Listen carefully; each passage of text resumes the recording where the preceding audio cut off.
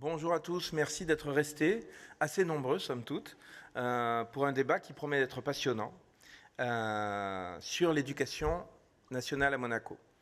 Alors, Excellence, Monsieur l'Ambassadeur, merci d'être parmi nous. Je tiens aussi à saluer tout particulièrement la présence parmi nous du directeur de l'éducation nationale monégasque, Monsieur Jean-Philippe Vincier, qui ne manquera pas de montrer un vif intérêt pour ce débat. Merci d'être là, Jean-Philippe. Alors, ce club de l'écho sera dédié à ce qui est peut-être la chose dont nous sommes le plus fiers en principauté, du côté des réussites. Et les réussites des entreprises ne sont rien sans les réussites de l'éducation. L'éducation, c'est la clé. L'éducation, c'est par où tout commence à Monaco, et comme ailleurs d'ailleurs. Et à Monaco, précisément, nous avons un panel tout à fait intéressant de choix pour nos élèves, et puis de choix sur tous les plans, c'est-à-dire aussi bien généralistes que universitaires ou que même spécialisés. C'est pour ça que sous la houlette de M. Lionel Beffre, le conseiller de gouvernement, ministre de l'Intérieur et de l'Éducation nationale, qui va intervenir pour notamment parler de la qualité de l'éducation à Monaco, nous avons le plaisir d'avoir avec nous Madame Abigail Furet de l'International School of Monaco. Bonjour Abigail. Monsieur Jean-Philippe Muller de l'International University of Monaco. Bonjour Jean-Philippe. Madame Olena Sullivan-Prikotko de la British School of Monaco. Bonjour Olena. Et puis pour l'Académie Princesse Grace, nous avons Monsieur Luca Massala qui est son directeur artistique. Tout cela va vous être présenté dans ce cadre du Club de l'écho Nice Matin Monaco Economic Board, qui va être bien sûr modéré par le directeur général des rédactions du groupe Nice Matin, en présence du directeur général du groupe Nice Matin, donc qui est là, Monsieur Simon Perrault. Donc nous allons tout de suite laisser la place à notre modérateur. J'appelle Monsieur Denis Carreau. Merci.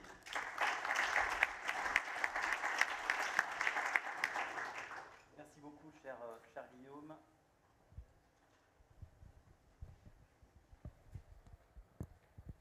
Je pense que ça va aller mieux comme ça. Bonjour à tous. À Monaco, l'éducation n'est pas seulement une mission régalienne, c'est une véritable vitrine de l'excellence nationale. La principauté a su développer un modèle singulier qui combine le meilleur du public et du privé et qui repose sur une exigence de qualité partagée par l'ensemble des acteurs éducatifs. Une articulation qui permet d'offrir à chaque élève un cadre d'apprentissage à la fois exigeant, moderne et adapté aux réalités internationales. Nous le verrons lors de nos échanges, les établissements monégasques cultivent des parcours diversifiés, une ouverture linguistique et culturelle avec une attention particulière, et c'est peut-être la plus forte des spécificités, à l'épanouissement personnel des élèves. Si Monaco obtient des résultats absolument exceptionnels au baccalauréat, je pense qu'on aura l'occasion de l'évoquer, ce n'est pas le fruit du hasard. Mais au-delà des notes et des statistiques, ce sont les compétences, la confiance et l'ambition que les écoles transmettent et qui constituent la vraie force du système éducatif monégasque. Un système qui contribue directement, et on le verra aussi, à l'attractivité de Monaco. Il rassure les familles, il attire les talents et participe à l'image d'excellence qui fonde la singularité de la principauté sur la scène internationale. C'est ce modèle, dans toute sa richesse et sa complémentarité, que nous allons explorer ensemble au cours de cette table ronde, et pour planter le décor et nous permettre d'avoir une vision globale du sujet, je vais céder la parole à Lionel Beffre, conseiller de gouvernement, ministre de l'Intérieur, qui va nous partager sa vision. Allô ? Oui, bon, d'abord je salue l'ensemble des participants qui sont dans la salle ou évidemment ici sur l'estrade. Je voudrais remercier le Monaco Economic Board pour avoir placé l'éducation d'ailleurs dans les thèmes qu'on évoque aujourd'hui, parce que d'abord c'est le choix qui montre que l'éducation fait partie de tout ce qu'on appelle l'attractivité. C'est un des volets parmi d'autres et ça n'est sans doute pas le dernier. Et comme vous l'avez dit d'ailleurs, M. Carreau, si nous en sommes là, si vous avez pu qualifier cela de modèle d'excellence, c'est effectivement parce qu'il y a des efforts qui sont accomplis depuis de très nombreuses années dans le domaine éducatif, efforts qui sont faits par les gouvernements qui ont à traiter l'éducation et qui repose au fond sur des principes qui sont des principes anciens mais qui aujourd'hui montrent toutes leurs vertus et leurs qualités. C'est d'une part l'ouverture sur le monde du système éducatif. C'est aussi le multilinguisme, j'y reviendrai, j'en dirai quelques mots. Et puis c'est aussi un taux d'encadrement des élèves qui est évidemment très élevé et qui explique en grande partie la réussite que vous avez pu relever. Le système éducatif, il est à la fois diversifié et performant. Il est diversifié parce qu'il y a d'abord une diversité des élèves. Il faut quand même le rappeler. Nous avons au total, sur 6515 élèves de la maternelle au bac, 101 nationalités représentées. Donc déjà en soi, c'est un enjeu, c'est un défi. Et parmi ces 101 nationalités représentées, il faut souligner évidemment l'importance des effectifs qui ne sont pas résidents aussi à Monaco, qui vivent dans les communes alentours, c'est ce qu'on appelle des dérogataires, et tout ça représente 32%. Donc c'est un système qui finalement traite de l'ensemble de Monaco, mais qui aussi peut accueillir des élèves en nombre parfois un peu limité, parce que, je l'expliquerai, nous avons des taux d'encadrement et puis de nombre d'élèves que nous ne devons pas augmenter démesurément, mais malgré tout, c'est un système qui accueille un grand nombre d'élèves. Diversifié aussi, il l'est par le corps enseignant, puisque le corps enseignant dont nous disposons, il faut remercier les autorités françaises d'ailleurs, est composé à 72%, quand on voit du primaire jusqu'au baccalauréat, de cadres détachés de l'éducation nationale française. Donc il faut saluer l'effort qui est fait, car nous avons besoin de cet apport et nous veillons à la qualité des enseignants à travers les entretiens qui sont faits par M.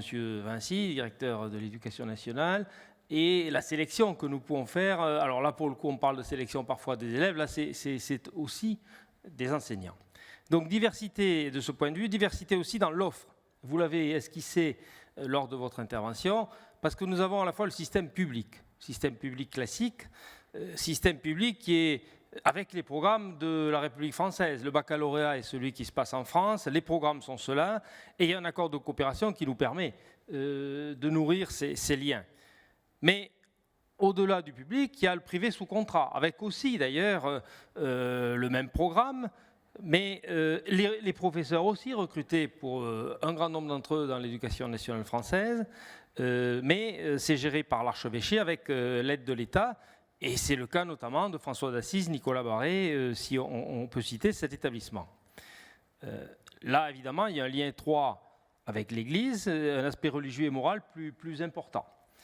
Puis nous avons aussi le privé hors contrat.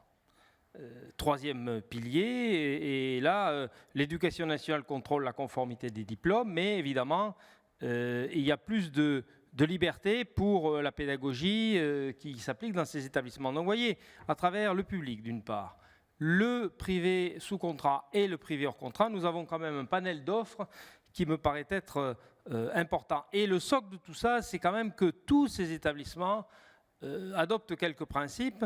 D'abord, la volonté qu'il y ait une maîtrise parfaite de la langue française et la connaissance de 2 langues étrangères au minimum supplémentaires. Ça, c'est, j'ai évoqué tout à l'heure le multilinguisme, cet accent porté sur les langues est extrêmement important. Maîtrise de l'outil informatique, aujourd'hui c'est essentiel, même si nous nous efforçons, et peut-être il y aura des questions là-dessus, de faire en sorte que ce ne soit pas l'alpha et l'oméga de l'éducation, et qu'il puisse toujours y avoir le recours au livre, parce que ça, c'est quand même très important. Et puis aussi un aspect qui me paraît à souligner, c'est éducation physique et sportive, où là, les élèves bénéficient d'équipements qui sont extrêmement importants, avec des créneaux qu'il faut évidemment soigneusement mettre en place, parce que l'offre est importante. Mais éducation physique et sportive, c'est un élément. Alors, ce système que je qualifie de diversifié, je dirais en deuxième lieu qu'il est un système aussi qui se montre performant. Performant, si on prend le primaire, nous avons des spécificités qu'il faut quand même ajouter à ce qui se fait à l'enseignement français. C'est la langue monégasque, c'est l'instruction religieuse, j'en ai dit un mot, mais il faut le souligner. C'est la natation aussi, où là nous faisons un effort particulier sur la natation dès la grande section de maternelle, avec des professeurs dédiés à la natation, qui ne sont pas les professeurs d'éducation physique, mais qui sont des professeurs de natation. Dans le secondaire, là aussi, je voudrais insister sur le caractère performant à travers la qualité de l'offre. On peut offrir l'apprentissage de 5 langues. Sur un territoire de 2 km², c'est déjà extrêmement important puisque nous avons l'allemand, le chinois, l'espagnol, l'italien, le russe. Nous avons possibilité aussi de faire passer le bac français international à travers deux volets. D'une part, au lycée Albert Ier, l'option civilisation américaine, et prochainement, l'année prochaine à FNB, l'option anglais. Les niveaux d'enseignement d'anglais sont extrêmement importants et surtout diversifiés là aussi, parce que nous avons le traditionnel 4 heures par semaine, nous avons aussi, pour ceux qui veulent aller au-delà, européen 6 heures par semaine et 8 heures par semaine pour ceux qui se dédient à l'international. Les classes aménagées pour la musique et le sport, et puis enfin les classes élites pour le sport qui regroupent à peu près 70 élèves. Donc, je voulais insister sur cela pour montrer quand même que nous mettons l'accent sur quelques volets, mais qu'à chaque fois, nous nous efforçons d'avoir une offre extrêmement diversifiée. Et puis aussi, on ne le dit pas assez peut-être, c'est qu'on essaie de s'adapter à chaque élève, et en particulier aux élèves qui souffrent de handicap, de maladies chroniques, d'hospitalisation, un problème cognitif, et nous le faisons à travers le taux d'encadrement, puisque dans des classes, nous pouvons avoir certes l'enseignant lui-même, mais aussi un répétiteur, mais aussi un assistant de vie scolaire, et parfois même nous allons jusqu'à donner des cours à l'hôpital pour les élèves qui sont hospitalisés. Donc si vous voulez, c'est un système qui est aussi personnalisé et adapté au cas de chacun. Enfin, je ne veux pas être trop long, je terminerai par là pour évoquer les taux de réussite que vous avez cités. On peut les apprécier à travers les chiffres de réussite aux examens. Alors évidemment, pour le brevet, on est à 94,5%, pour le baccalauréat, 99,5%, et pour le BTS, 97%, 97,5%, parce que nous avons aussi l'enseignement supérieur, M. Muller l'évoquera pour ce qui concerne l'IUM en particulier. Mais au-delà de cela, il faut aussi aller plus loin, parce qu'aujourd'hui, on ne peut pas mesurer, au fond, la réussite uniquement à travers ces chiffres de réussite à des examens. Et on regarde ce qui se passe pour l'accès à l'enseignement supérieur, parce que c'est aussi vers cela qu'on essaie de pousser nos élèves. Et pour l'accès à l'enseignement supérieur, nous avons quand même des réussites importantes, puisque chaque année, nous avons entre 15 et 20 étudiants qui accèdent à une classe préparatoire aux grandes écoles, qu'elles soient dans la région Provence-Alpes-Côte d'Azur, qu'elle soit à Paris ou dans d'autres lycées prestigieux. Et en 2025 notamment, je citais 15 à 20, c'est une moyenne sur quelques années, mais en 2025, c'est 25 élèves qui ont accédé à une classe préparatoire aux grandes écoles, dont 18 dans des classes préparatoires scientifiques. Je le dis parce que j'ai cité j'ai cité les langues, le multilinguisme, l'intérêt porté à cela à travers les 5 langues qui sont apprises, mais nous voulons, avec M. Vinci, privilégier aussi, orienter davantage sur les mathématiques, parce que nous sommes conscients que c'est l'aspect qu'il faut pouvoir aujourd'hui développer à Monaco. Donc, accès aux classes préparatoires, mais aussi accès aux grandes écoles, que ce soit après les classes préparatoires ou directement. Et là, nous avons chaque année 30 étudiants qui accèdent aux grandes écoles. Alors, ce sont des chiffres qui paraissent au fond en valeur absolue faible, mais qui le sont importants au regard aussi du nombre d'élèves, parce que nous avons, je l'ai dit tout à l'heure, 6500 élèves, mais pour accéder aux grandes écoles, déjà 30 qui soient issus de Monaco est déjà extrêmement bien. Avec, enfin, et je terminerai peut-être par là, aujourd'hui nous avons sur un panel de 800 étudiants, 169 sont engagés dans un cursus au sein d'un établissement supérieur d'excellence. Donc vous voyez, sur 800, nous en avons 170. Et je voulais souligner aussi, j'en terminerai par là, parce que c'est me semble-t-il important, autant nous avons une attention particulière portée aux élèves en difficulté, j'ai cité les cas que nous prenons en compte sur les difficultés cognitives, sur la maladie, sur le handicap, autant aussi nous faisons des efforts extrêmement importants au plan financier avec les bourses pour les étudiants d'enseignement supérieur, et c'est ce qui permet de prolonger l'effort budgétaire qui est fait ici à travers les bourses, pour leur permettre de s'épanouir ailleurs, d'apprendre, et ensuite, le cas échéant, de revenir à Monaco, parce que si Et si j'en terminerai définitivement par là, on peut faire le lien entre l'attractivité et l'éducation. C'est à travers deux prismes. D'une part, pour les parents qui veulent s'installer, ils trouvent ici un système éducatif, je ne reviens pas sur tout ce que j'ai dit, diversifié et de qualité.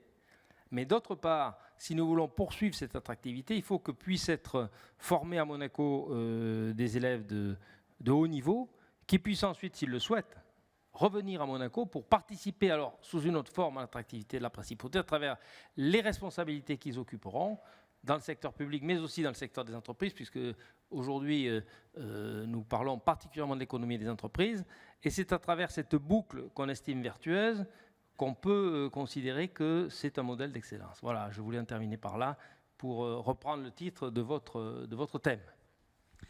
Merci beaucoup, monsieur le conseiller ministre.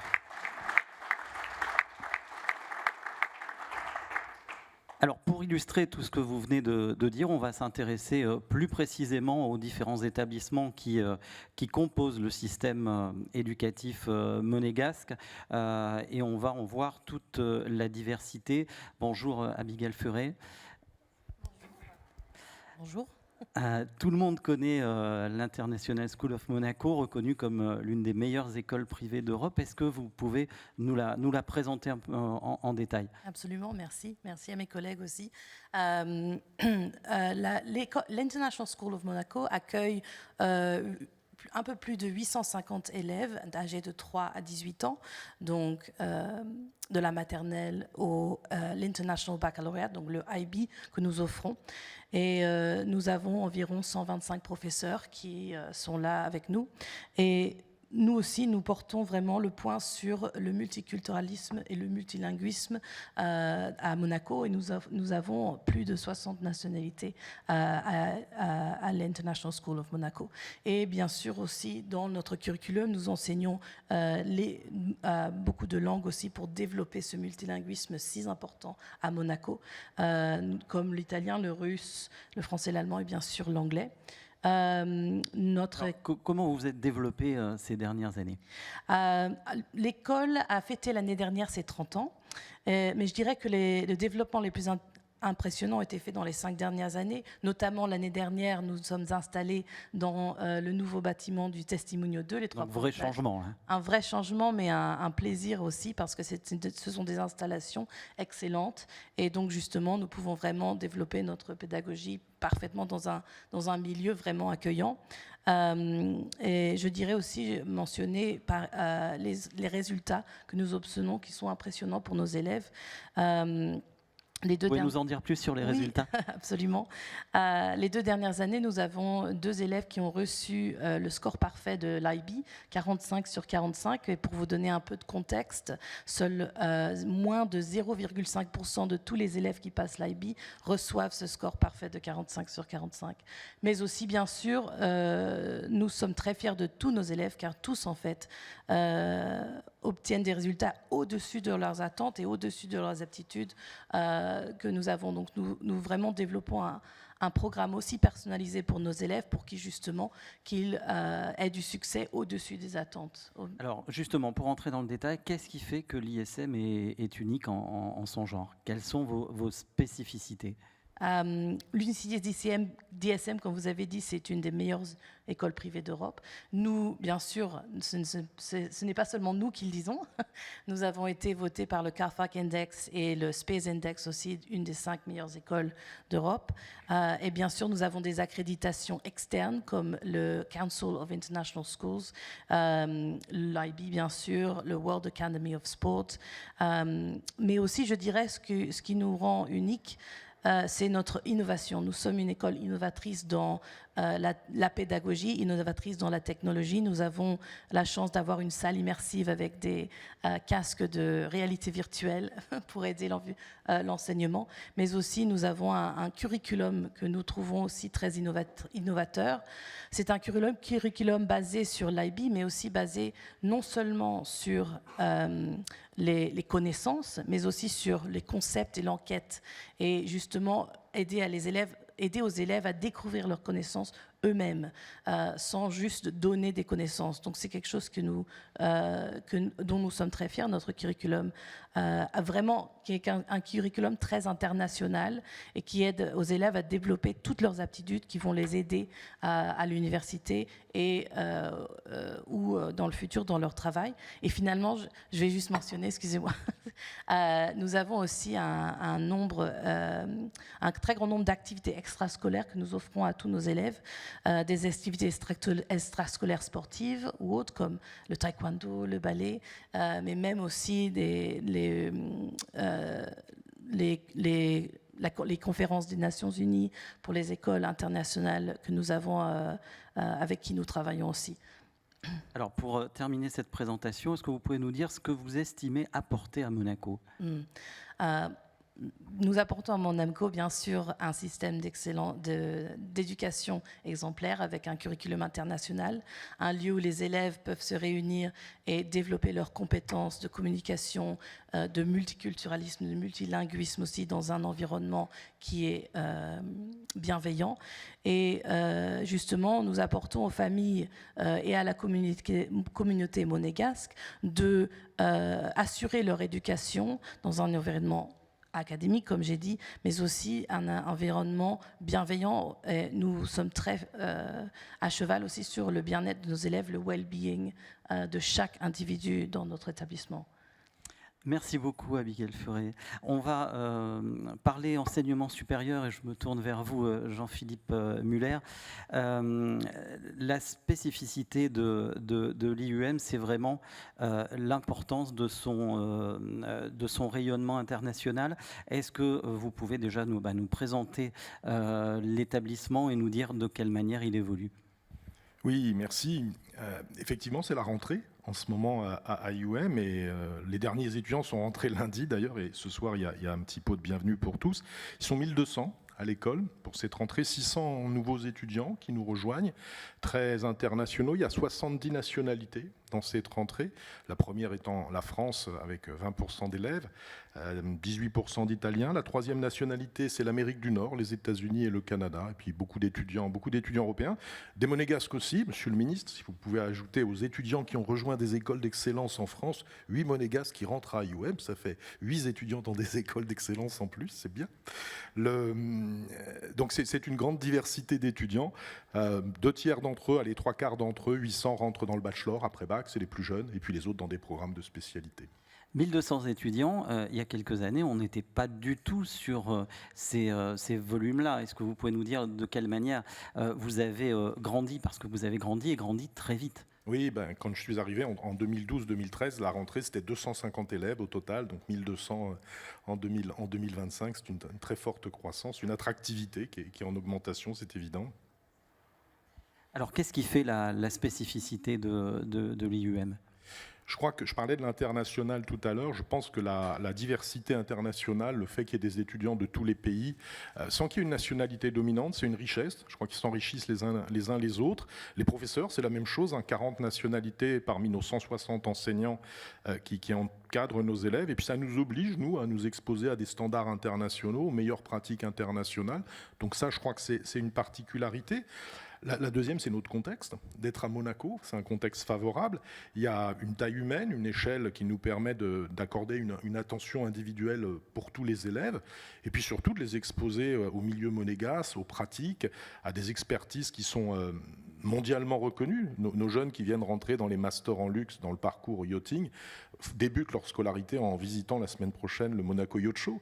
Donc c'est quand même assez exceptionnel. Oui, c'est une proximité qu'il y a rarement ailleurs dans d'autres universités. C'est la proximité avec les entreprises aussi. C'est tout à fait la proximité avec les entreprises. Beaucoup de professeurs sont des professionnels aussi de la principauté. Énormément de nos étudiants ont la possibilité de faire des expériences dans les entreprises monégasques.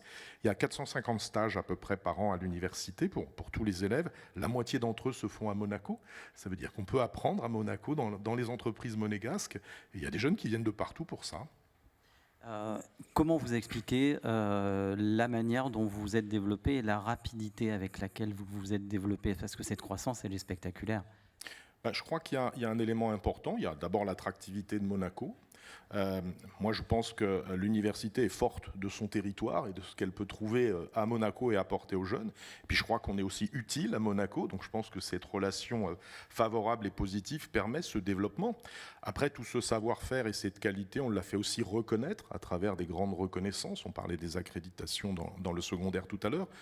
IUM, c'est l'accréditation AMBA pour son MBA, qui est mondialement connue, AACSB pour l'ensemble de l'école, qui est la grande accréditation des business schools. C'est le classement l'année dernière du Master en finance à la 17e place du Financial Times. Voilà, ce sont tout un tas de reconnaissances. Ça, vous en êtes particulièrement fier et on le comprend.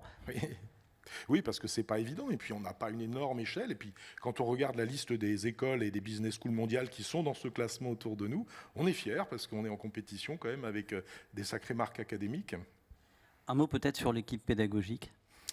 L'équipe pédagogique, c'est 160 enseignants, je le disais, 40 professeurs permanents qui sont des enseignants-chercheurs, qui font aussi de la recherche, beaucoup d'enseignants des milieux professionnels, pour nous c'est important, et puis surtout une diversité culturelle de méthodes en classe, c'est important, de façon à permettre une interaction permanente. Le concept de l'université, c'est d'apprendre en faisant, donc beaucoup d'opportunités de pratique avec des cas pratiques, des travaux de groupe, des challenges de création d'innovation.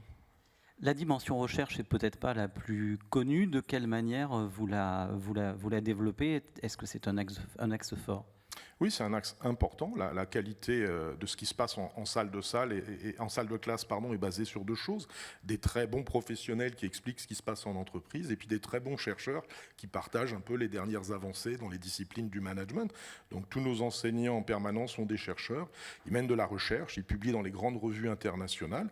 Puis nous-mêmes, on participe à diffuser. Tous les 2 ans, on organise le Monaco Symposium on Luxury, qui réunit à Monaco les meilleurs chercheurs dans le domaine du management et du marketing du luxe. Donc c'est vraiment un axe sur lequel vous appuyez. C'est fondamental, c'est fondamental. Merci beaucoup Jean-Philippe Muller. Je vais me tourner vers Olena Sullivan-Prikotko. Vous êtes dirigeante et fondatrice de la British School of Monaco. Est-ce que vous pouvez nous expliquer comment elle est née, puisqu'elle est assez récente? Oui, merci. Je pense que nous sommes les plus jeunes parmi toutes les institutions qui sont représentées. The British School of Monaco a été créée en novembre 2022. C'était une école primaire pour les enfants âgés de 5 à 11 ans, de Year 1 à Year 6 au départ. Et l'année dernière, nous avons ouvert notre cursus secondaire pour principalement s'assurer que les enfants qui finissent le cursus primaire puissent continuer dans leur cursus secondaire. Et dans quelques mois, nous ouvrons aussi une école maternelle. Donc aujourd'hui, nous avons 4 sites qui sont repartis entre Fontvieille et Jardin Exotique. Nous avons 65 salariés, nous avons 120 étudiants. Et c'est vrai que nous avons ouvert avec 7 étudiants. Aujourd'hui, on compte 120. C'est une croissance qui témoigne le fait qu'une école, c'est une école qui est attractive. C'est un curriculum qui est très attractif aussi parce que nous ne sommes pas bilingues dans le cursus primaire, l'ISM elle est bilingue. Nous enseignons en anglais avec bien entendu français tous les jours pour les enfants pour qu'ils puissent apprendre. Le français c'est très important qu'ils parlent français. Mais nous nous concentrons vraiment sur l'apprentissage et la maîtrise de la langue anglaise. Alors, avec des petites classes, un accompagnement très important des élèves et des règles claires qu'on ne retrouve pas forcément dans tous les établissements. Est-ce que vous pouvez nous expliquer ? Nous avons effectivement un maximum de 16 élèves par classe, avec un enseignant et une assistante de classe qui va jusqu'à l'âge de 7 ans, donc Year 3. À partir de Year 3, ils avons des assistants, mais qui sont partagés entre différentes classes. C'est notre promesse, en fait, c'est toujours de rester petit. C'est une école familiale parce qu'elle est gérée par moi et mon mari, Luc Sullivan, et nous avons une équipe pédagogique et administrative qui est très forte. Dans notre développement, quand nous allons ouvrir aussi les dernières classes du secondaire et la maternelle, le but c'est toujours d'avoir un maximum de 16 élèves par classe et 240 élèves un maximum pour l'intégralité de l'école. Les deux piliers, c'est à la fois le développement académique, mais c'est aussi le développement personnel des enfants. Oui, c'est un des piliers très importants de l'éducation britannique classique. C'est le développement académique d'excellence, parce que nous offrons les examens publics de IGCSE à l'âge de 16 ans et ensuite les A-level à la fin de l'école. C'est l'équivalent du bac français dans le système anglais. Et c'est très important aussi de développer les qualités personnelles des étudiants. C'est le sentiment d'appartenance, de service, d'appartenance à un groupe. La compétition aussi est très importante pour de développer en fait chez nos élèves. On le fait justement avec le système des maisons, houses, c'est un petit peu comme dans le Harry Potter. Chaque élève appartient à une maison, chaque élève, quand ils obtiennent des points, en fait, il y a vraiment ce développement de compétitivité. Pour savoir comment gagner, mais aussi comment perdre. C'est très important afin de pouvoir de développer les personnes de demain, parce que pour rebondir de ce que vous avez dit, l'éducation, c'est une question d'intérêt public. Notre job, c'est de former les individus qui vont intégrer le marché du travail, qui vont devenir peut-être les leaders de demain, qui vont reprendre la gestion de leur entreprise familiale. Donc, pour nous, c'est très important de marier tous ces aspects-là au sein d'une même école. Alors, vous l'avez dit, vous êtes les plus jeunes ici, mais est-ce que vous avez déjà une première vision des résultats de votre école ? Oui, donc nous avons les examens IGCSE et A-Level, les derniers résultats par exemple qui sont sortis. Donc nous avons pour les A-Level, c'est l'équivalent du bac français, taux de réussite de 96% et la mention très bien, c'est-à-dire A star de 61%. C'est le double de la moyenne en Angleterre, pour juste faire une comparaison. Et pour les IGCSE, c'est l'examen public de l'âge de 16 ans, 97% de taux de réussite et 56% de mention très bien dans les résultats. Merci beaucoup. Merci. On a beaucoup parlé d'excellence. L'excellence, on y est totalement avec vous, Lucas Massala. Vous êtes l'heureux directeur artistique de l'Académie Princesse Grace, une des écoles de danse les plus connues au monde. Cette pépinière d'excellence, Lucas Massala, comment fonctionne-t-elle ? Merci beaucoup. Très heureux aussi parce qu'on célèbre le 50e anniversaire de l'Académie cette année. L'Académie Princesse Grace, c'est une belle maison, une maison où on accueille une cinquantaine d'élèves qui viennent du monde entier, qui habitent à l'Académie pendant 10 mois chaque année, entre l'âge de 13 ans jusqu'à l'âge de 18 ans. Et ces élèves sont éduqués dans l'art de la danse, mais surtout sont éduqués dans l'art humain, de l'être humain, dans la tolérance, dans la différence de culture qu'il y a. 50 élèves, c'est très peu d'élus ? Si, surtout sur 15 000 candidats. Ouais. Oui, le chiffre est impressionnant quand même. Oui, disons que moi je suis quelqu'un qui pense que la danse est pour tout le monde, naturellement. Tout le monde a le droit de danser, et d'ailleurs je le conseille à tout le monde, mais la danse classique, la danse contemporaine est dédiée à certains éléments, à certains élèves qui sacrifient leur vie, dans leur sacrifice, qui ne le voient pas comme un sacrifice, mais comme une dévotion, quittent leur famille, comme je l'ai fait moi à l'âge de 10 ans, pour plonger dans un monde, et je trouve que c'est juste qu'il y a un côté élitaire dans cette profession qui n'est pas pour tout le monde. Non, je ne parle pas physiquement, mais surtout mentalement, et sur un niveau d'amour et dévotion vers cet art. Alors, c'est normal que dans les 15 000, on doit chercher une cellule un peu plus petite.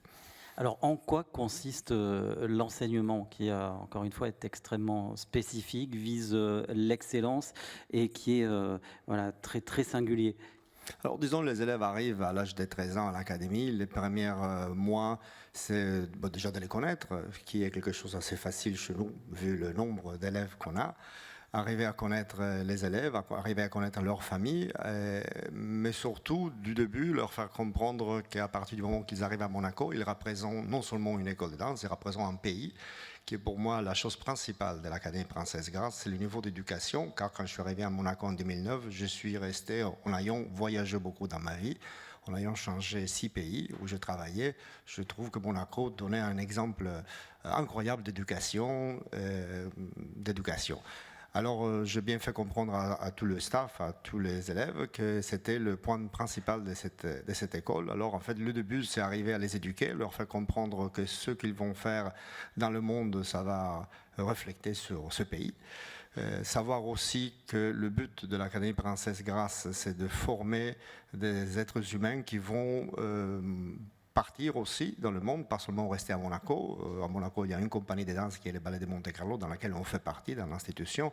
Et les ballets de Monte-Carlo ne peuvent pas engager chaque année plus de 1-2 danseurs.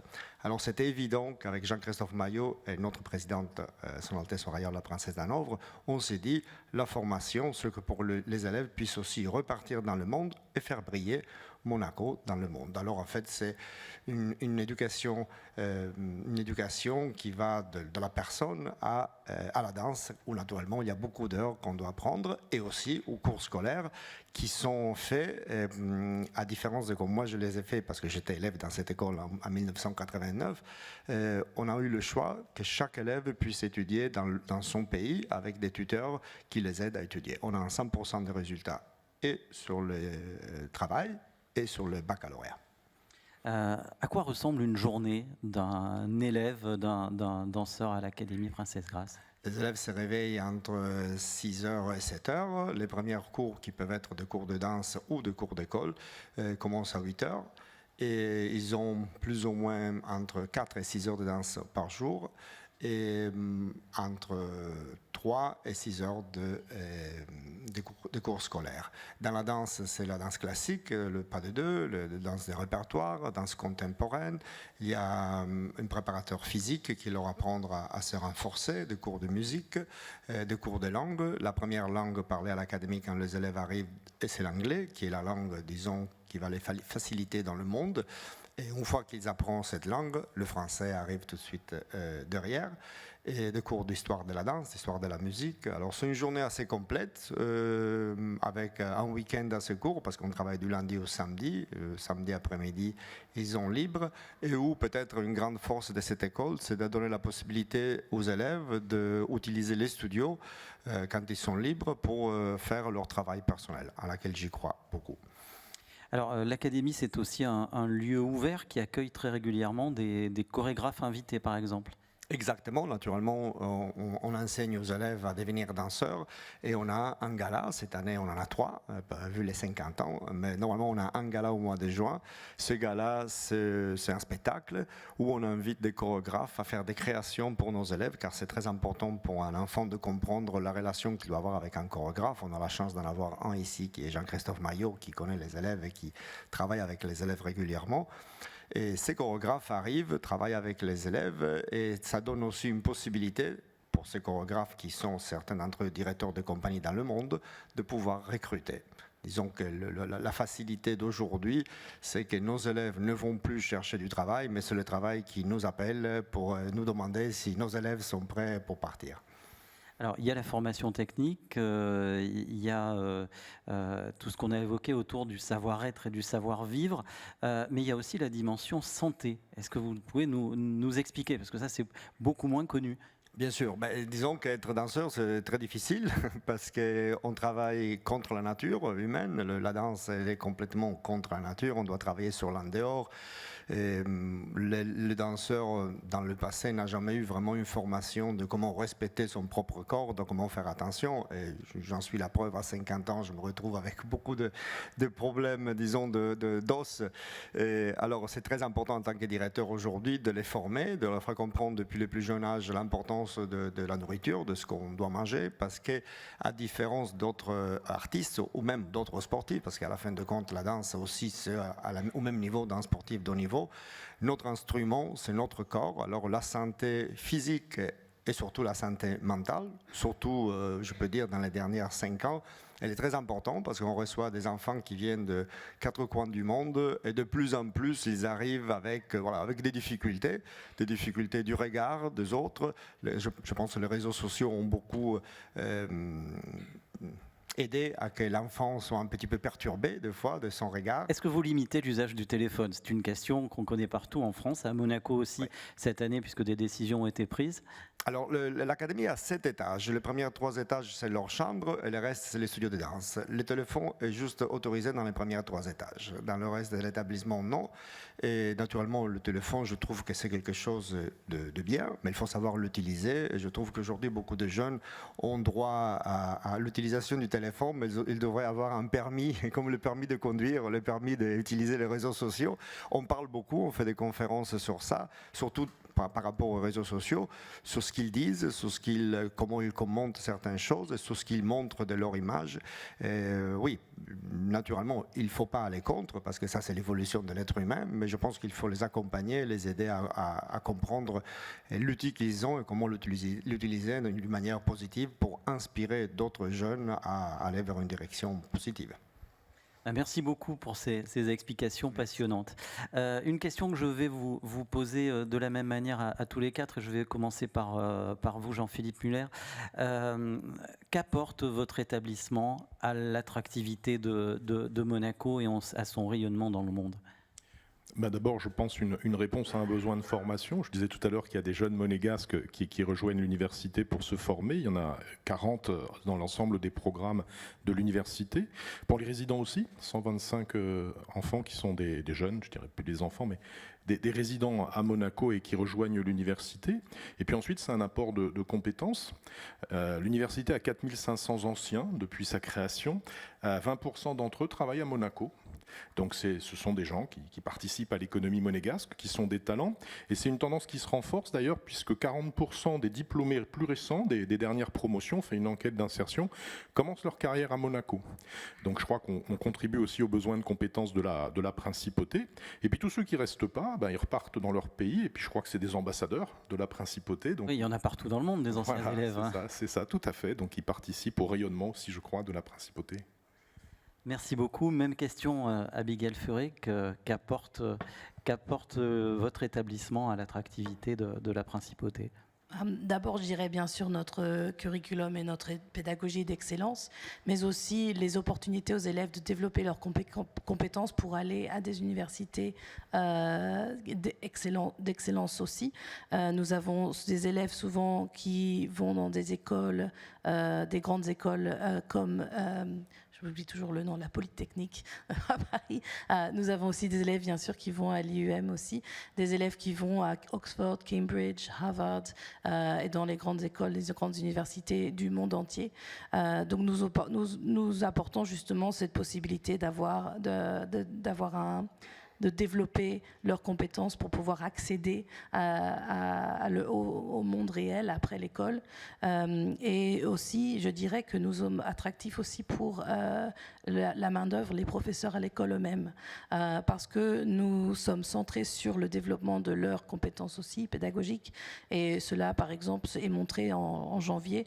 Nous organisons une conférence de 2 jours où nous offrons des intervenants, plus de 70 intervenants de 23 pays du monde, qui sont des experts en pédagogie éducative, justement pour renforcer notre pédagogie et les compétences des professeurs aussi, ainsi que celles des élèves. Merci beaucoup. Olena, qu'apporte ou qu'apportera votre jeune école en matière d'attractivité à Monaco ? Vous savez, on en parle souvent avec notre board. Souvent, les familles qui prennent la décision de s'installer à Monaco, et Abigail, vous le savez très bien aussi, ils ne peuvent pas venir s'installer s'ils n'ont pas une place dans une école. Donc, c'est vrai que nous, on est souvent en contact avec des professionnels de relocalisation en principauté ou des banques privées qui nous contactent pour savoir s'il y a de la place, si on a encore de la place à l'école, parce que c'est vrai qu'il y en a très peu. Et nous, on commence d'être plein. Dans certaines classes, on a déjà des listes d'attente. Donc, en plus de ce que tu viens de dire, Abigail, effectivement, c'est un emploi. Nous avons 65 salariés. Tous les ans, ça a une grosse croissance. Je vois notre DAF qui veille au budget annuel. Il y a l'élément du fait qu'en fait, les salariés, bien entendu, les locaux qu'on loue parce que nous sommes dans le privé, les résidents qui s'installent à Monaco grâce à notre école. Nous avons fait un calcul récemment. Je pense que les dépenses moyennes de quelqu'un qui est dans notre école, c'est entre 1 million et 1,5 million par an sur les loyers et les dépenses diverses en principauté. Donc tout ça fait que ça contribue effectivement au rayonnement. Nous travaillons souvent avec le MEB, on fait partie du Monaco Private Label, on fait venir les parents à ces genres des événements parce que c'est important que ces personnes-là, ces familles-là, ils s'intègrent à Monaco. Donc on essaie aussi de créer une communauté avec ces parents-là parce que ils restent en principauté, c'est aussi la clientèle de Monaco. Donc en fait, nous on joue une petite partie de notre rôle aussi, c'est de s'assurer que les familles sont à l'aise à Monaco. Merci beaucoup. Lucas Massala, l'Académie, c'est 50 ans de rayonnement. De quelle manière, concrètement, elle rayonne dans le monde et de quelle manière elle contribue à l'attractivité de ce territoire si particulier? Alors disons que j'espère que l'Académie aujourd'hui aide à que dans le monde on puisse voir la qualité de l'éducation à Monaco et que cette Académie puisse aider à élever encore plus le niveau d'éducation de ce pays. Après, elle a créé une génération, enfin plusieurs générations de personnes, des gens qui ont commencé à étudier ici, comme moi. Aujourd'hui, j'en suis devenu le directeur. On a des chorégraphes très connus, on a des premiers danseurs. Dernièrement, l'année dernière, on a eu un jeune élève qui est rentré avec le concours dans le prestigieux corps de ballet de l'Opéra de Paris, quelque chose qui n'était jamais arrivé. Alors voilà, je pense, et c'était un petit peu le but principal, quand je suis arrivé à Monaco, ma première peur a été que j'aurais été obligé d'avoir un certain nombre d'élèves monégasques. Je ne connaissais pas du tout, j'étais parti depuis 20 ans. Et ma peur, c'était ça, d'avoir cette obligation. Je suis vraiment fier de savoir que je n'ai jamais eu aucune obligation. Naturellement, les portes sont ouvertes. Malheureusement, il n'y a pas eu d'élèves monégasques qui se sont présentés. Et le but, c'était de donner une éducation à Monaco et faire réjouir Monaco en exportant cette éducation et faire briller Monaco dans le monde entier à travers cette mini-population, parce que quand même, il y a entre 6 et 10 élèves chacun qui se diplôment, faire briller la qualité de Monaco, de l'éducation et dans l'art dans le monde entier. Alors j'espère pouvoir continuer à faire évoluer cette population d'artistes et d'êtres humains qui vont inspirer, j'espère, d'autres institutions à aller dans la même direction que nous. Alors justement, un mot pour terminer sur vos projets, 50 ans et après. Mais après, la difficulté, c'est toujours quand on a un certain niveau, c'est déjà de ne pas continuer à être trop ambitieux pour avoir toujours plus. Je suis arrivé il y a 16 ans, j'ai retrouvé une école qui avait des fondations complètement détruites. Et je me suis dit à l'époque que mon but principal en tant que directeur, c'est de faire en sorte que le jour que je partirai, le prochain directeur trouvera des fondations assez solides où il pourra à l'intérieur changer le décor de cette école, la direction.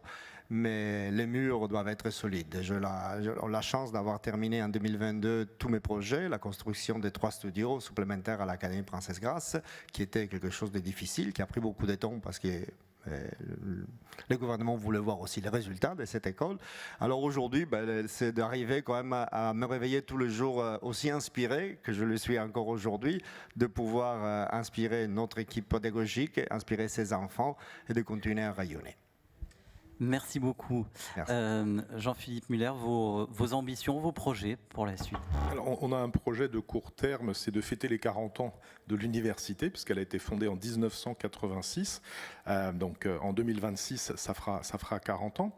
Après, sur les différents axes sur lesquels nous sommes engagés aujourd'hui, il y a la rénovation des programmes en apportant beaucoup sur les sujets liés à l'intelligence artificielle. C'est assez fondamental dans l'enseignement supérieur.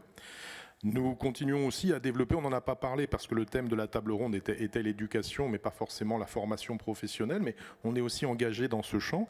Il y a eu plus de 9500 professionnels de la banque qui sont passés dans les murs d'AIOM depuis 2014 pour les différentes certifications.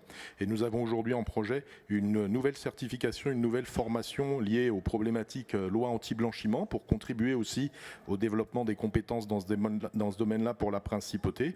Puis on a aussi un projet d'avoir plus de mètres carrés.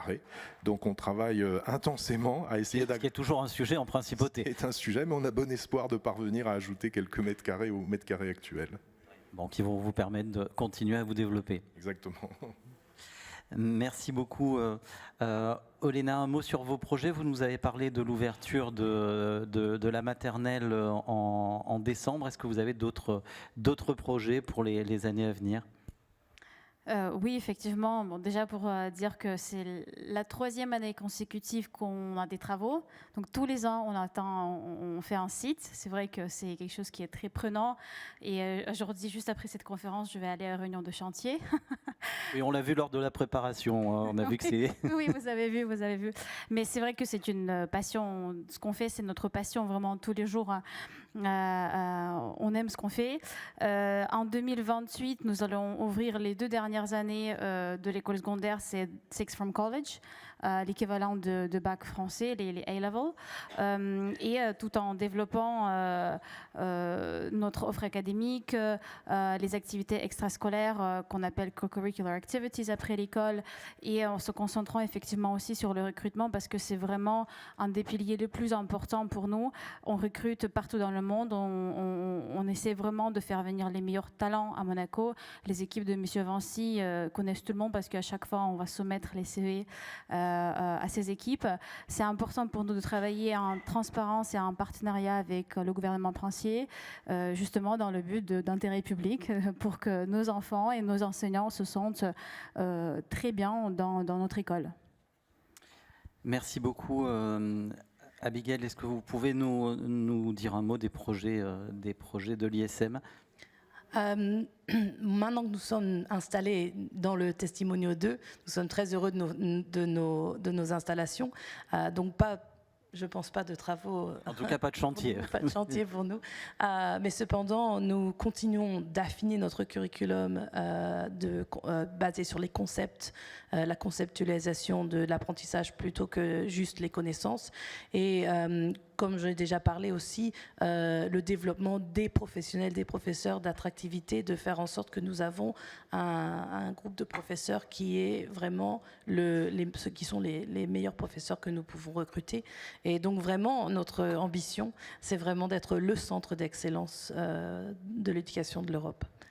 C'est une ambition assez... Rien que ça. Merci beaucoup. Merci à vous 5 pour la qualité de vos explications. Je crois qu'on a appris beaucoup de choses et j'imagine que dans la salle, vous souhaitez prolonger la discussion. Donc, on accueille très, très volontiers vos questions.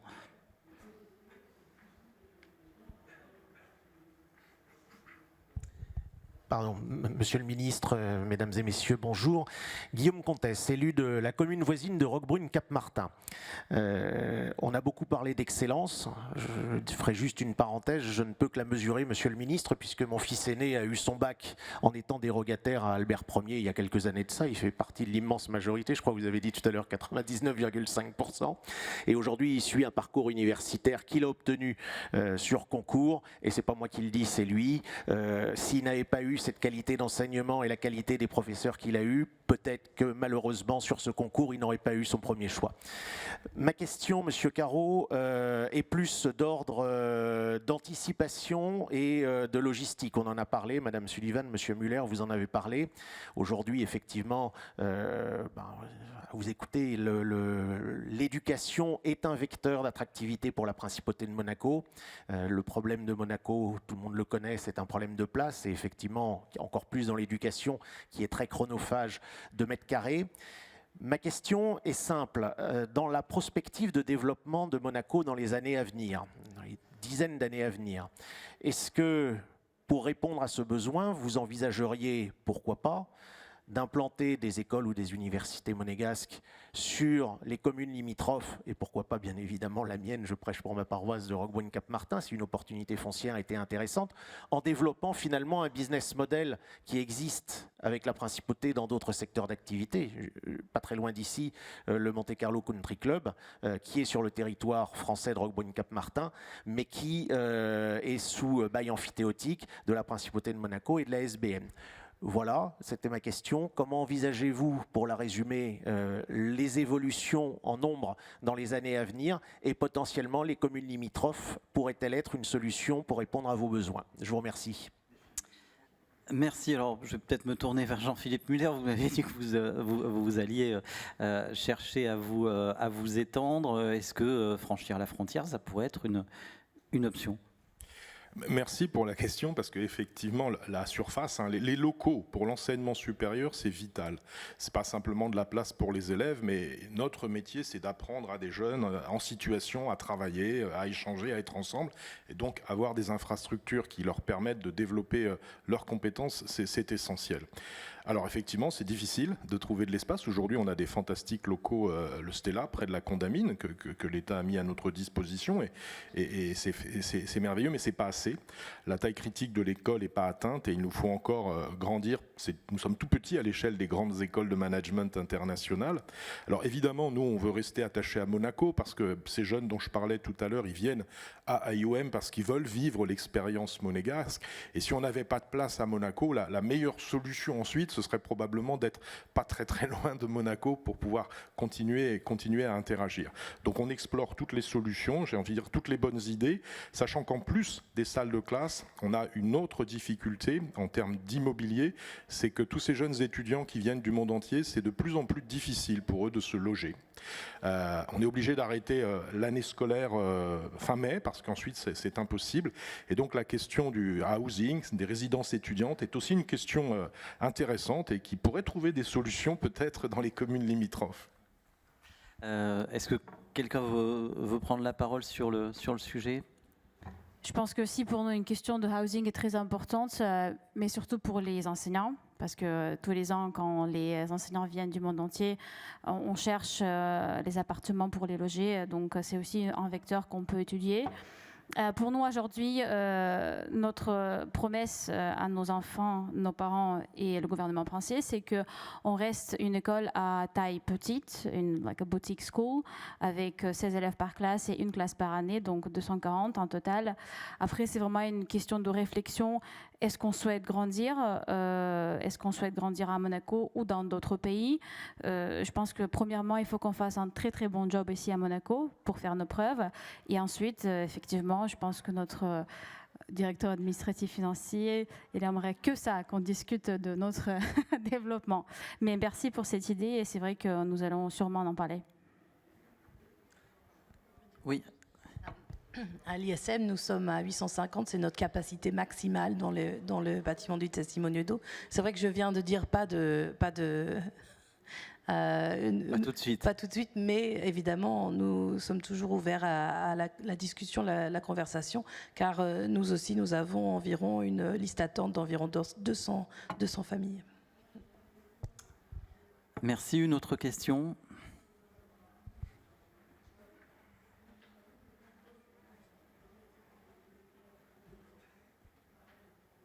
Oui, bonjour à tous. C'est une question pour Monsieur Beffre. Donc je peux me tromper, parce que à l'époque où j'avais mes enfants qui étaient scolarisés en principauté, c'était pas en place, mais depuis ça a peut-être évolué. Je sais que ça concerne la musique, les écoles, les classes aménagées musicales. Donc bien que les parents soient pas trop encore au courant, je pense que seconde, première, terminale, ça a été mis en place maintenant, les classes aménagées mais musicales, mais c'est récent. Par contre, les tests, il y avait un problème avec les tests qui étaient faits en grande maternelle, les tests de sélection. Est-ce que ça a été développé en primaire aussi? Parce que je trouvais ça un peu dommage qu'on teste uniquement les enfants à 5 ans et après on ne les teste plus pour savoir s'ils sont aptes à la musique. Si vous voulez, je préfère que M. Vinci puisse répondre à cette question très précise parce que je n'ai pas moi-même la réponse là immédiate, si vous voulez, à cette question qui est quand même très, très pointue. M. Vinci, si vous pouvez apporter une réponse sur les tests en musique. Oui, merci. Il y a une réflexion, en effet. Alors, il y a les classes musicales, c'est des classes à horaires aménagés, c'est bien connu. On réfléchit avec l'Académie de musique sur le volume horaire, parce que même au collège, c'est pas si simple. Ils ont beaucoup de, on va pas être trop technique, être trop long, mais ils ont beaucoup d'horaires aussi à l'Académie. On s'aperçoit que ceux qui sont à l'Académie n'ont souvent pas le temps de pratiquer l'instrument, tellement il y a d'heures de cours. Donc, on réfléchit sur des réévaluations. Et dans les petites classes, on est en train de travailler avec la mairie sur un programme expérimental pour la musique pour tous. Donc en maternelle, c'est moins la question du test que le développement de la musique pour tous, au moins pour les plus petits. L'idée, c'est de ne pas les tester trop tôt et de ne pas les mettre trop tôt devant l'instrument, parce que ça bloque aussi le choix de l'instrument. Donc on est effectivement en discussion avec l'Académie de musique. Voilà. Merci beaucoup pour cette réponse précise. Une autre question?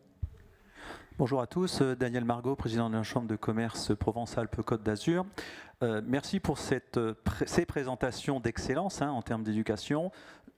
C'est une question ouverte. On ne vous a pas beaucoup entendu sur la formation des jeunes filles, notamment scientifiques, mathématiques, industrie. On sait très bien, moi je suis aussi entrepreneur, et que le rôle des futures femmes que vous formez est important, et j'aimerais avoir vos positions sur cette question qui est ouverte à tous, je pense. Alors, qui veut répondre? Abigail Ferré. Merci. Nous avons, à l'École internationale de Monaco, nous avons beaucoup de nos élèves qui sont entrepreneurs aussi. Nous avons un curriculum particulier pour certains de nos élèves qui s'appelle le Careers Program, où en fait ils doivent développer une compagnie et la présenter devant un examen externe. Et 50% sont des filles. Donc nous aidons aussi nos élèves à se développer. La communauté monégasque est justement très basée sur l'économie, sur le business. Et donc beaucoup de nos élèves suivent un parcours business à l'université ou après. Et nous sommes assez, je dirais que 50% de nos élèves qui vont dans le parcours business à l'université ou économie ou financier sont des filles. Donc en fait, nous essayons vraiment de ne pas limiter le choix et d'essayer de positionner tous les élèves pour leur donner la meilleure opportunité de faire ce qu'ils veulent faire. L'autre avantage que nous suivons avec le IB, c'est qu'en fait, ce curriculum, on doit, comme le baccalauréat français, étudier toutes les matières. Et donc, tous les élèves, qu'ils soient filles ou garçons, doivent étudier les mathématiques, une science, au moins une science, une langue, bien sûr, l'anglais, et ont deux autres choix de matières à étudier. Et souvent, la plupart de nos élèves, je dirais 80% de nos élèves qui étudient l'IB, étudient en fait soit le curriculum business ou soit le curriculum economics, parce que vraiment c'est ce qui les intéresse, c'est ce qui intéresse en fait la communauté de nos parents, de nos familles monégasques. En ce qui concerne les filles particulièrement, c'est essayer de vraiment développer leur volonté de devenir entrepreneur. Et donc avec notre parcours Careers Program, c'est vraiment quelque chose qui aide les filles à se mettre en avant dans ce monde.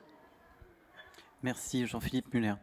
Déjà, à l'université, on a selon les années, 55 et 60% de jeunes filles dans les effectifs de l'école, donc on contribue évidemment à leur formation.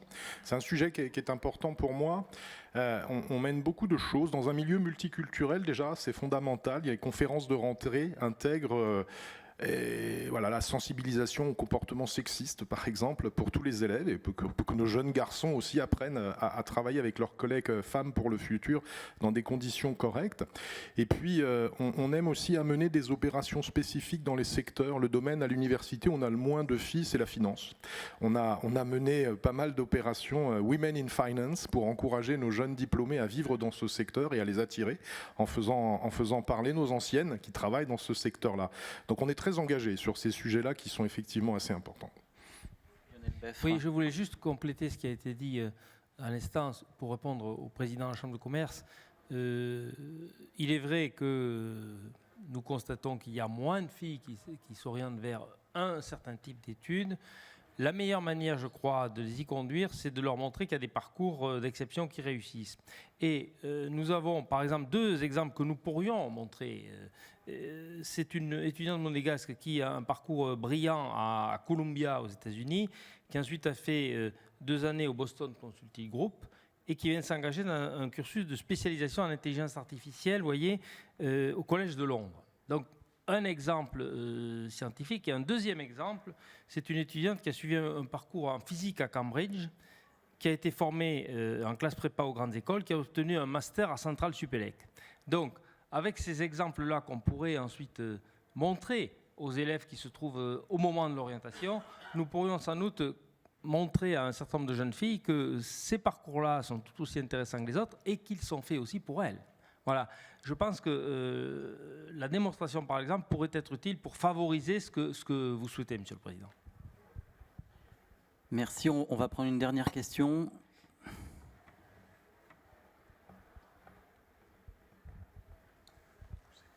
Merci. Bonjour, Chantal Coquart. Je m'occupe notamment à titre privé d'orientation. Et j'aimerais savoir, j'ai entendu qu'il va y avoir l'accent qui va être mis sur les mathématiques. Moi, ce que je vis en orientation scolaire, c'est que souvent le fait de ne pas avoir de mathématiques en dernière année de lycée ferme beaucoup de portes.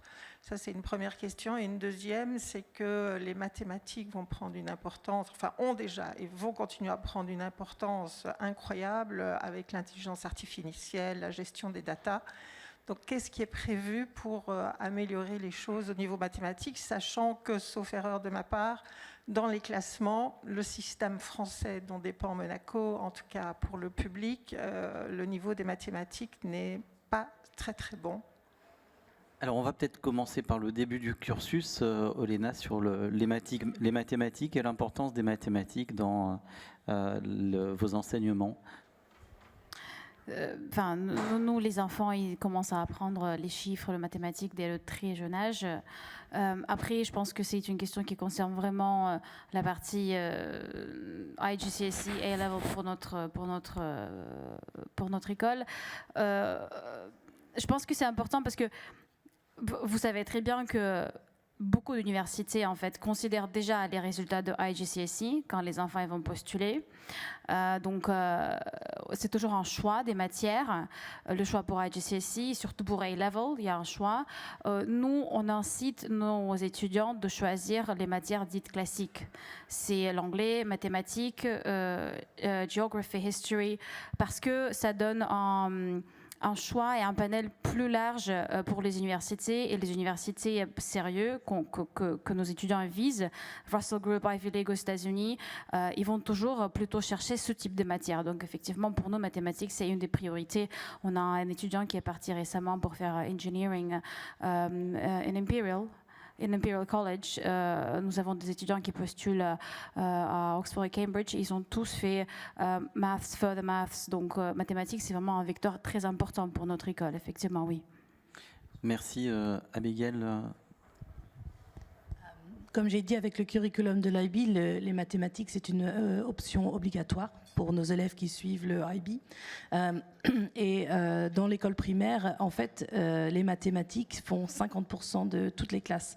Comme dans l'école primaire, nous sommes une école bilingue, les enfants suivent aussi les mathématiques en anglais et en français, et ensuite se développent ces mathématiques-là. Et comme a dit Olena, les universités sont très à cheval sur les résultats des mathématiques, et justement, on ne peut pas vraiment postuler à une université internationale aux États-Unis ou en Angleterre sans avoir une bonne note au IGCSE, ou comme nous faisons les MYP e-assessment, avoir les mathématiques, l'anglais, avoir ces deux matières-là, des bonnes notes en mathématiques dont nous portons le point là-dessus pendant toute leur carrière scolaire. Lionel Beffre.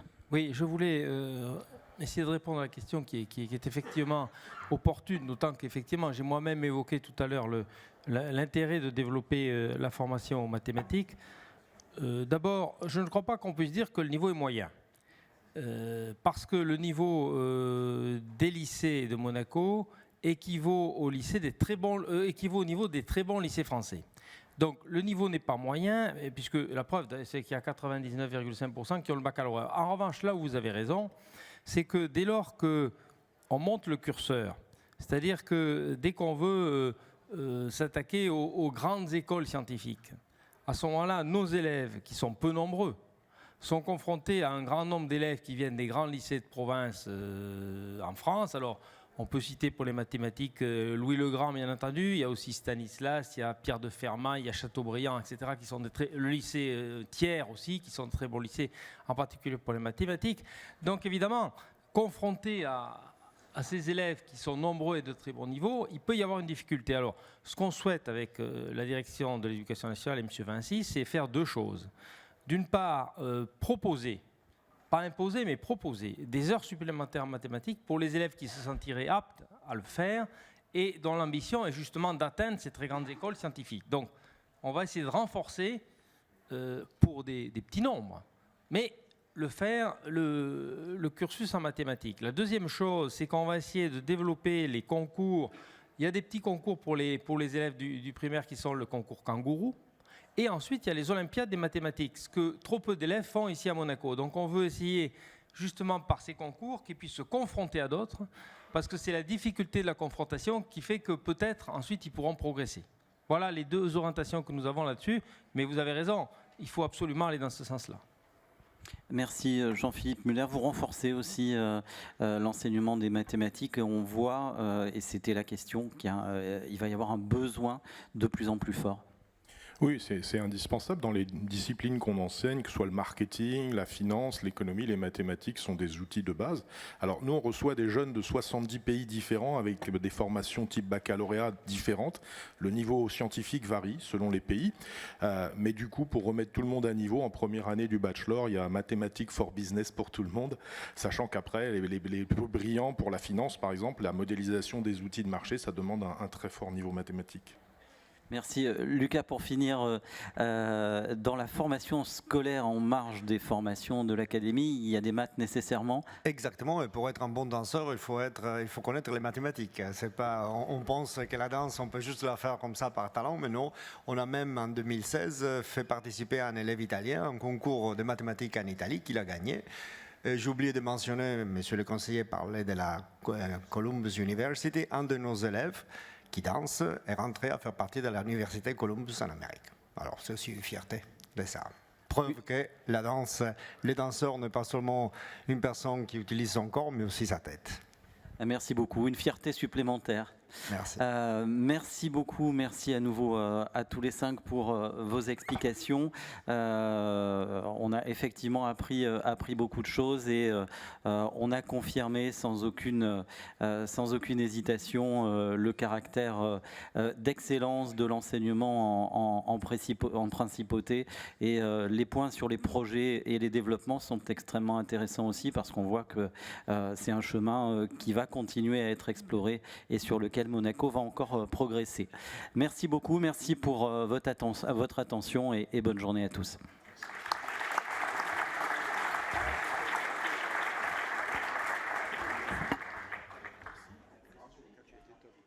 Merci à tous. Le prochain débat sera animé par Christian Huot, avec Stéphane Bruno, directeur développement économique, Mathilde Moine, de la Banque Edmond de Rothschild, Robert Laure de la MAF et Ludmila Racona-Le Goff pour l'attractivité. Merci.